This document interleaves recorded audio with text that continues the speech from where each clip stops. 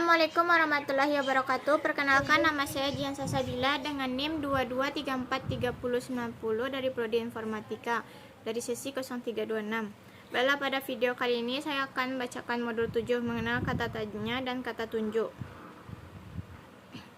Berikut adalah contoh penggunaan kata tanya dalam bahasa Mandarin. Pertama, penggunaan senme.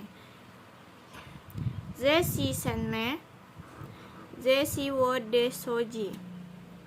Ni xi huan qi sen me chai, wo xi huan qi zonggu chai. Kedua, penggunaan naer dan nali. Ni yao ku nar, wo yao ku xiao hu jian. Ni zai nali, wo zai jia. Berikut penggunaan xie. Ni xi xie, wo xi ta de peng yu. Berikut adalah penggunaan senme xi hou.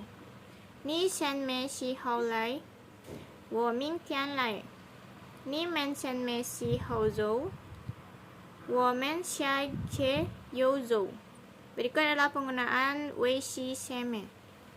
Wei xi me bu xing, wei xi me ni shuo wan hu, ni wei xi me bu qie.